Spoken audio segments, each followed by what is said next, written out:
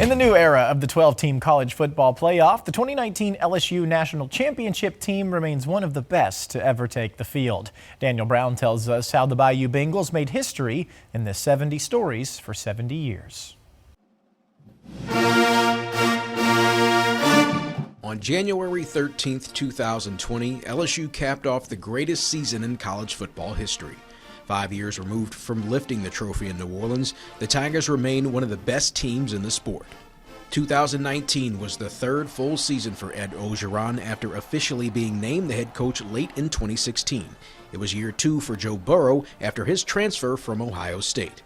After a dominating win in their season opener against Georgia Southern and packed with a number of weapons like Jamar Chase, Justin Jefferson, and Bossier City product Terrace Marshall Jr., the 6th-ranked Tigers rolled into Austin for their second game of the season against 9th-ranked Texas.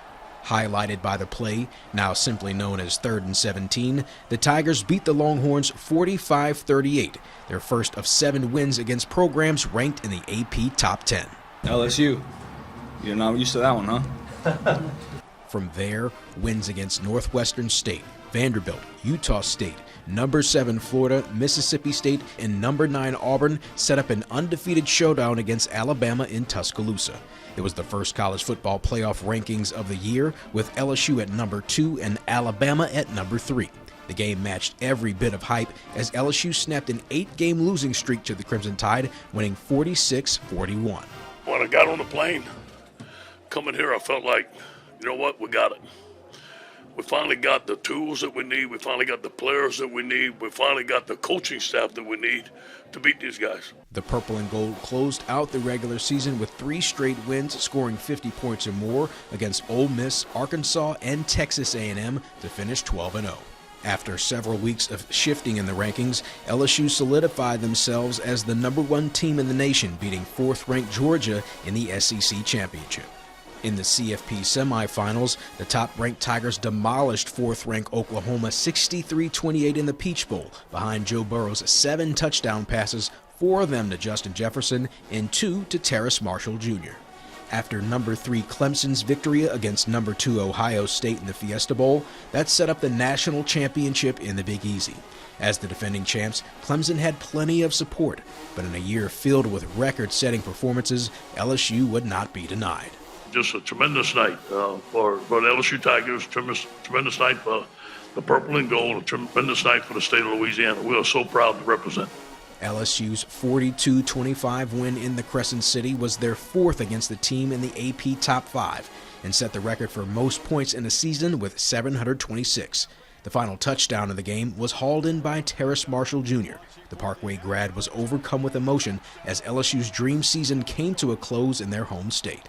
I mean, this team just we put in so much work, and then just me personally going through so much in life. I just feel like we deserve this, man. How'd it feel to catch a touchdown in the national championship, man? I feel great, man. I feel great to be able to contribute with my team. I'm glad we got the win.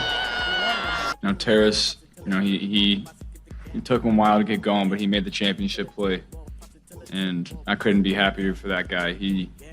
He's worked harder than anybody on this team, and he's worked on his craft for a long time.